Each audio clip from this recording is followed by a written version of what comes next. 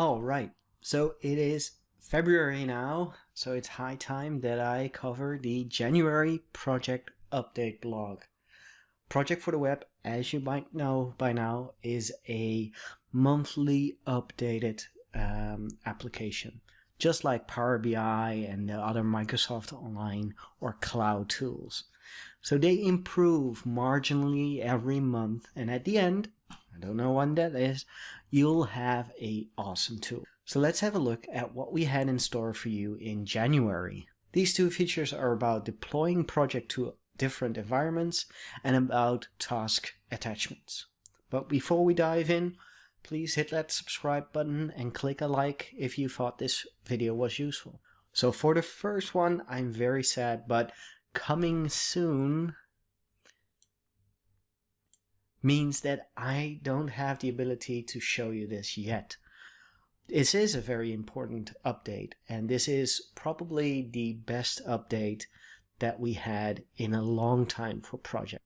Currently this is rolling out, and it will now be available, as what I've heard, in Canada, India, France, Germany, and the United Arab Emirates. And since I'm in the Netherlands, that means I don't have access to an environment that I can use to showcase this. So deploying project to different environments is very important because Project for the Web natively resides in the default environment. And the default environment, and let's get to project here. Here's our project environment, but if we navigate to Power Apps, we'll see here that the project corner has a default. Well, the default actually is only intended for testing and trying out purposes. It isn't intended for enterprise-wide applications, and it is not that secure even.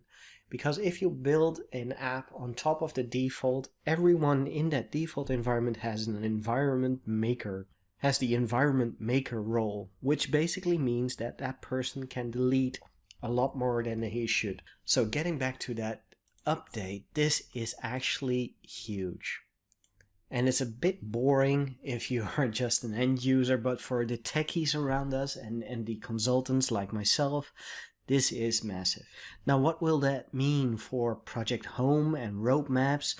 It's not particularly clear at this point, but what I assume will happen is that there's probably going to be another set of information on the Project Home. It might even tell you of what environment does that project reside. So is that the default? Is that another environment? So I think Microsoft is still intending to have Project Home being the home page for all of your projects, regardless on where they are in the environment or where they are in your organization, because this is going to transcend environments, so to say. Now, the second thing that I wanted to share is that task updates,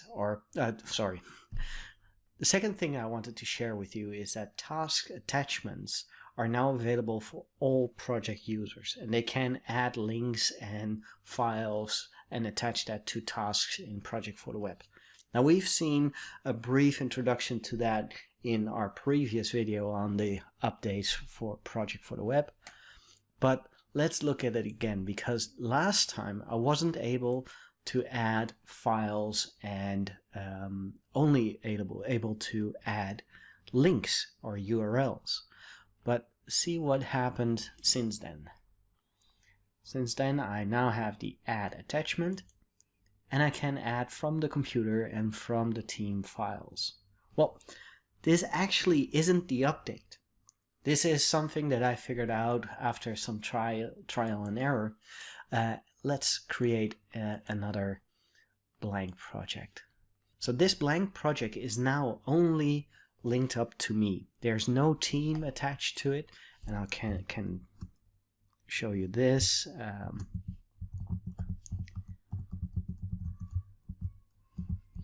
January update for Project for the Web. Yeah, and it thinks I'm Dutch, which is actually correct. So I'll start on the next Monday. So this project now only resides with me.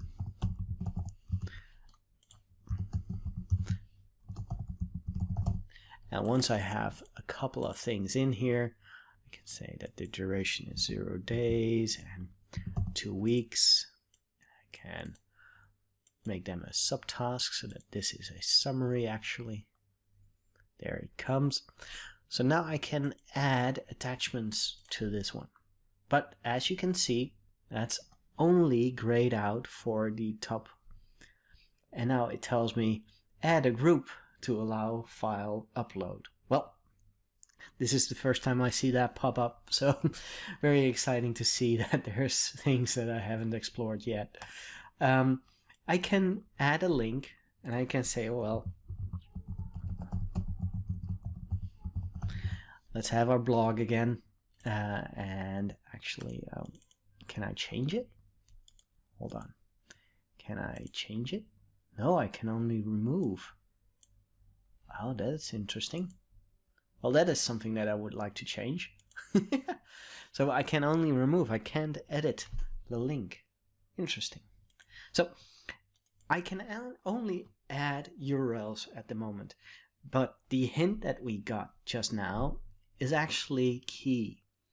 Because adding a group to allow to attach files to the team or upload files, because this will link up to Microsoft 365 group, which actually has its own little SharePoint environment and its own little Teams environment. So what we need to do is we need to add a user like myself, but also add a user that isn't in here yet. So I'm going to add my wife again, and here it asks me to create a group. All right, create and assign. And now that I have a group, it actually shows up that we have 2 members, and here is that group. And now I can attach different files as well. Have a look. Awesome. So this works. And if I attach it from any place here, I now see that I have a second attachment. And if I open this up, it will even show me the information. So that is very cool. And if we look at the URL, we actually see that I'm in the Project Corner, which is my tenant, in a site called January Update Project for the Web. I'm in the shared documents, and so this confirms what I've already mentioned. You need to have a location to store the files. Makes excellent sense, right? So very cool. Nice little update. I don't know if this was the update, but now Miriam can also join into this project and go in and assign tasks as well. Jumping back here, this was the January update. There's two exciting new updates coming, email notifications and exporting timeline to PDF. Looking forward to that. But the January update also has an interesting read apart from their initial update. And that's down below. So there's a project review or a 2020 review on the things that I already changed in Project for the Web.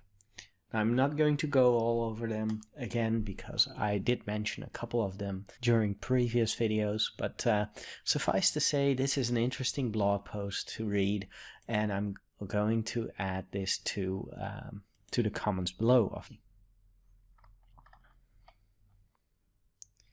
Now, apart from this little update, I also wanted to make you aware that there is a frequently asked questions for Project for the Web now. So this is very interesting, and also have a look at the rest of the files here, because we have now got a deploy project section. We have a getting started with Project Power app, and it used to be called Project Web app. Well, that was for Project Online and Project Server, right? So I will have some trouble pronouncing this a couple of times, I think.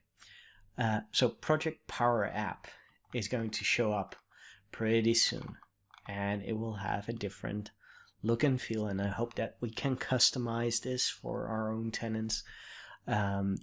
Then there's some more information about maintaining the security roles, because there are native Project for the Web security roles that you now can have a look at. So that's it for another update on Project for the Web, the January update. Deploying project to different environments is now possible, and task attachments is now available for all project users that have been assigned to your project. Make sure that you have actually assigned multiple people to your project, because only then can you attach files from your machine or other locations. So if you like this series about feature updates for Project for the Web, you might be interested in my playlist as well. That's it for now. Hope to see you again soon. Please click that like button and subscribe to the channel if you thought this was useful.